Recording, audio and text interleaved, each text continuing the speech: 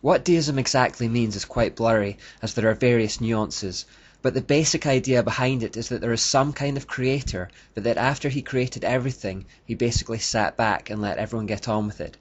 The most commonly used illustration to explain deism is that it's like winding up a clock and then letting it run down by itself. We don't interfere with the clock after it's been wound. The natural mechanisms built into the clock see to it that the hands keep moving around the face as they should.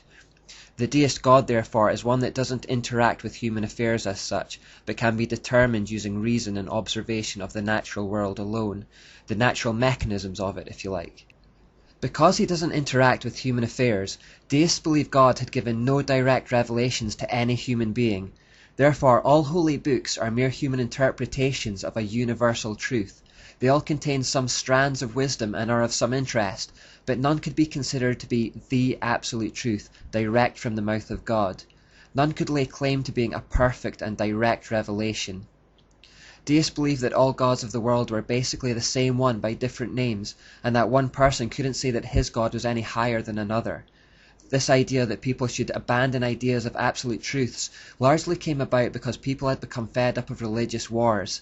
Instead of everyone fighting about who was the right God, the peaceful solution was to say that everyone was right, everyone had a piece of the truth, and therefore God became less well defined and more subjective. He could be whatever you wanted him to be, and you could call him whatever you wanted to call him.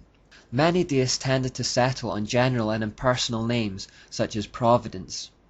This generalized God was involved in all the seemingly diverse religions and observable in nature, but you couldn't know him personally.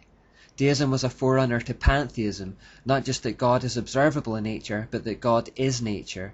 God is the trees, the stones, the birds, the rivers. Some deists believe that God interacted with people through creation, and pantheists went one step further and said that God is creation. In pantheism, however, God tellingly normally becomes female and is referred to as Mother Nature or Mother Earth. Use of that term can slip out quite easily, but we should try to eliminate it from our speech. There is no Mother Earth or nature or anything. There is a Father God. Sometimes people personalize Mother Nature and call her Gaia, and that's just the goddess again. Deism was also the forerunner to universalism, the idea that everyone will get to heaven through belief in their own gods. Because they thought that all the different names people had for God were referring to the same one, it didn't really matter which one you believed in. Deists, in keeping with the increasing bent towards science, began thinking of God in scientific terms.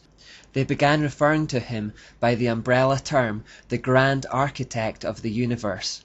The Grand Architect was thought to have a plan for that universe, but deists believe it would come about through the natural actions of men. Like the wound-up clock, the world is ticking towards its inevitable and natural conclusion. Men would fulfill this plan as they acquired knowledge and evolved towards enlightenment. What people were effectively doing was minimizing God. They couldn't do without him altogether, but they didn't like this idea that he was involved in everyday life. Deism was the middle ground that people required prior to Darwin's theory of evolution. When we get our heads round all this, we understand there was a diabolical genius about the Enlightenment as a counterpunch to the Reformation. A situation had developed where people were intent on rejecting the true God because of the excesses of Catholicism, which had nothing to do with God at all, while simultaneously promoting the amalgamation of all Satan's diverse mystery religions and gods under one heading, in deism. Now it was these so-called enlightened deists, searching for alternative truths about spirituality that would take them away from the Christian God, who began to join Freemason lodges.